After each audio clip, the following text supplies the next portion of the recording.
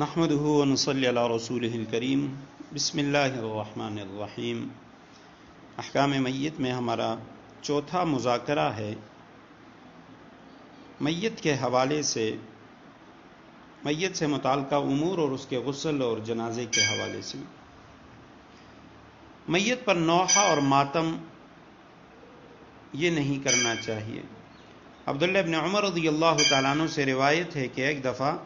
حضرت سعد ابن عبادہ رضی اللہ تعالیٰ عنہ بیمار ہوئے تو رسول اللہ صلی اللہ علیہ وسلم اپنے چند صحابہ کرام کو ساتھ لیے ہوئے ان کی عیادت کے لیے آئے۔ آپ صلی اللہ علیہ وسلم جب ان کے یہاں تشریف لے گئے تو ان کو بڑی سخت حالت میں پایا۔ یہ سعد ابن عبادہ رضی اللہ تعالیٰ عنہ مدینہ منورہ کے جو دو بڑے قبائل تھے، اوس اور خزرج، اس میں خزرج قبیلے کے سردار تھے۔ تو آپ صلی اللہ علیہ وسلم نے ان کو اس حالت میں دیکھا کہ ان کے گرد آدمیوں کی بھیڑ لگی ہوئی تھی۔ آپ صلی اللہ علیہ وسلم نے فرمایا، یعنی ان لوگوں کو دیکھا کہ وہ بڑے مایوس کھڑے تھے، تو آپ صلی اللہ علیہ وسلم نے فرمایا کہ ان کا انتقال ہو چکا۔ لوگوں نے عرض کیا نہیں، ابھی انتقال نہیں ہوا۔ تو آپ صلی اللہ علیہ وسلم ان کو یعنی ان کی یہ حالت دیکھ کر آپ صلی اللہ علیہ وسلم کو رونا آ گیا۔ جب اور لوگوں نے آپ صلی اللہ علیہ وسلم پر اس گریہ کے آثار دیکھے تو وہ بھی رونے لگے۔ آپ صلی اللہ علیہ وسلم نے ارشاد فرمایا، لوگوں اچھی طرح سن لو اور سمجھ لو کہ اللہ سبحانہ وتعالی آنکھ کے آنسو اور دل کے غم پر سزا نہیں دیتے، کیونکہ اس پر بندے کا اختیار اور قابو نہیں ہے۔ پھر زبان کی طرف اشارہ کر کے فرمایا، لیکن اس کی غلطی پر یعنی زبان سے نوحہ اور ماتم کرنے پہ اللہ سبحانہ وتعالی سزا دیتا ہے، اور انا للہ و انا الیہ راجعون پڑھنے، دعا و استغفار کرنے پر رحمت فرماتا ہے۔ اسی طرح رسول اللہ صلی اللہ علیہ وسلم کے بیٹے کا جب انتقال ہوا تو آپ صلی اللہ علیہ وسلم کے صاحبزادے حضرت ابراہیم رضی اللہ تعالیٰ عنہ کا، تو آپ صلی اللہ علیہ وسلم کی مبارک آنکھوں سے آنسو جاری تھے۔ صحابی رسول پوچھتے ہیں، یا رسول اللہ آپ تو ہمیں رونے سے منع کرتے ہیں اور خود آپ رو رہے ہیں۔ تو آپ صلی اللہ علیہ وسلم نے فرمایا، العین تدمع والقلب یحزن، آنکھ روتی ہے اور دل غمگین ہوتا ہے، اور لا نقول، ہم نہیں کہتے مگر وہ جو اللہ سبحانہ وتعالی نے جس کا ہمیں حکم دیا ہے کہ انا للہ و انا الیہ راجعون، ہم اللہ ہی کے لیے ہیں اور اللہ ہی کی طرف ہم نے لوٹنا ہے۔ اور آپ صلی اللہ علیہ وسلم نے حضرت ابراہیم رضی اللہ تعالیٰ عنہ سے فرمایا اپنے لختے جگر سے کہ ابراہیم بے شک تیری جدائی پہ ہم بڑے غمگین ہیں۔ تو رسول اللہ صلی اللہ علیہ وسلم نے دل کے غم یا آنسو بہانے سے منع نہیں کیا۔ ہاں، رسول اللہ صلی اللہ علیہ وسلم نے نوحہ کرنے، ماتم کرنے، اپنے گریبان کو پھاڑنے، بال نوچنے، چہرے کو نوچنے سے منع فرمائے۔ حضرت ابو سعید خدری رضی اللہ تعالیٰ عنہ کی روایت ہے، رسول اللہ صلی اللہ علیہ وسلم نے فرمایا، لیس منا من ضرب الخدود وشق الجیوب ودعا بدعوى الجاہلیہ، کہ ہم میں سے نہیں ہے، میرے دین پہ نہیں ہے، میرے طریقے پہ نہیں ہے وہ شخص، وہ مرد یا عورت کہ جو منشق الجیوب، جو اپنے گریبانوں کو پھاڑے اور جو نوحہ کرے، آواز کے ساتھ روئے، اور ودعا بدعوى الجاہلیہ، جو جاہلیت کی سی پکار لگائے، آوازیں نکالے، تو ایسے جو لوگ ہیں وہ میرے طریقے پہ نہیں ہے، میری سنت پہ نہیں ہے۔ حضرت ام سلمہ رضی اللہ تعالیٰ عنہ کی روایت ہے کہ حضرت ابو سلمہ کی وفات کے وقت آپ صلی اللہ علیہ وسلم تشریف لائے تو حضرت ابو سلمہ کی آنکھیں کھلی رہ گئی تھیں۔ آپ صلی اللہ علیہ وسلم نے ان کی آنکھوں کو بند فرمایا، اور پھر آپ صلی اللہ علیہ وسلم نے فرمایا کہ جب روح جسم سے نکالی جاتی ہے تو بینائی بھی اس کے ساتھ چلی جاتی ہے، اس لیے موت کے بعد آنکھوں کو بند کر دینا چاہیے۔ آپ صلی اللہ علیہ وسلم کی یہ بات سن کر ان کے گھر کے جو لوگ تھے، گھر کے افراد، تو وہ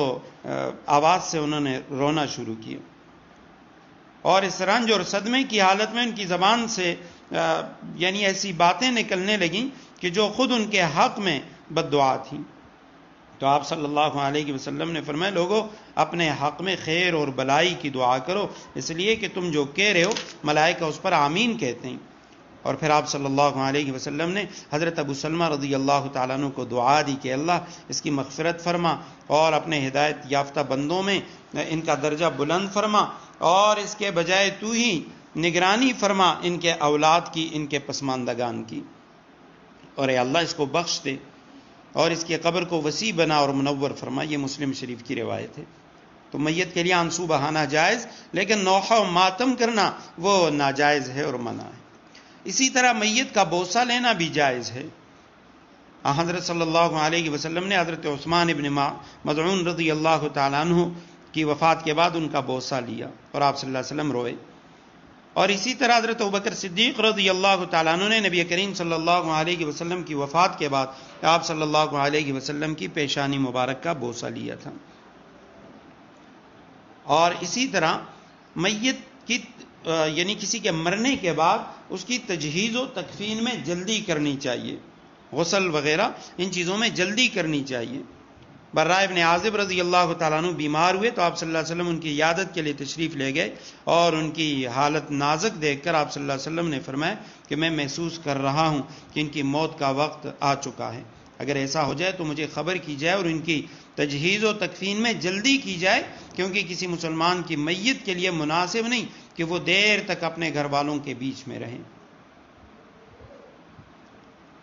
اب یہ تجہیز و تکفین کے مصارف یہ کس کے ذمہ ہیں اور غسل کون دے گا؟ انشاءاللہ اس کا تفصیلی طریقہ بھی میں بتاؤں گا، لیکن غسل دینا اور اسی طرح یعنی تجہیز و تکفین کے جو مصارف ہیں وہ برداشت کرنا، اس پہ بہت بڑا اجر ہے۔ پہلی بات تو یہ ہے کہ غسل، خوشبو، کفن، جنازہ، دفن وغیرہ اس کے مصارف اگر میت کی اپنی کوئی اس نے ترکہ چھوڑا ہوا ہے، مال چھوڑا ہوا ہے، تو اسی میں سے اس کا یہ تجہیز و تکفین کی جائے گی۔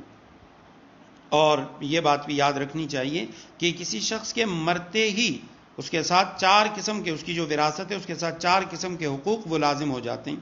پہلی چیز اس کی تجہیز و تکفین ہے، اور اس کے بعد دوسری چیز جو ہے وہ اس کے جو قرضے وغیرہ ہیں اس کی ادائیگی ہے۔ تیسری چیز جو ہے وہ اس کی وصیت ہے، اگر اس نے کوئی وصیت کی ہے تو اس کے 1/3 مال میں سے اس کی وصیت کو پورا کیا جائے گا۔ اور اس کے بعد چوتھی چیز جو ہے وہ اس کے مال کا ورثہ کے اندر تقسیم ہونا ہے۔ لوگ اس میں غفلت کرتے ہیں اور فوراً ہی مرنے کے بعد ہی مختلف چیزیں، کوئی کیا لے جاتا ہے، کوئی کہتا ہے یہ چیز میری ہو گئی۔ یہ علماء نے لکھا ہے یہ سب ناجائز ہے۔ اس میت کی ہر چیز اس پہ اب کسی کی ملکیت نہیں، اس میں تمام ورثہ برابر کے شریک ہیں، تو لہٰذا سب ورثہ کی مرضی سے اب اس کے اندر یہ 4 چیزیں کی جائیں گی۔ پہلی جو چیزیں ہیں ان کا تعلق تو میت کے ساتھ ہے، اس کے کفن دفن، اس کے قرضے اور اس کی وصیت، وہ بھی 1/3 میں، 1/3 سے زیادہ میں وصیت نافذ نہیں ہوتی۔ اور اس کے بعد جو ہے اس کے جو ورثہ ہیں اس کے اندر وہ مال تقسیم کیا جائے گا۔ تو اگر میت نے کوئی مال نہیں چھوڑا تو دنیا میں جس شخص کے اوپر اس کا نان نفقہ تھا، اگر وہ کوئی بوڑھا شخص ہے، بیٹے کے ساتھ رہ رہا تھا تو بیٹا اس کا تجہیز و تکفین کا انتظام کرے گا، اگر کوئی لڑکا فوت ہوا ہے یا باپ کے ساتھ وہ رہ رہا تھا تو اس کا باپ وہ اس کے تجہیز و تکفین کا انتظام کرے گا۔ اور اگر وہ کوئی ایسا فقیر ہے کہ جس کے پاس کوئی مال نہیں، نہ اس کے ورثہ کے پاس کوئی اس کے تجہیز و تکفین کا انتظام ہے، تو پھر جو حکومت وقت ہے اس پہ یہ لازم ہے کہ وہ اس شخص کی تجہیز و تکفین کے جو مصارف ہیں وہ بیت المال سے ادا کرے گا۔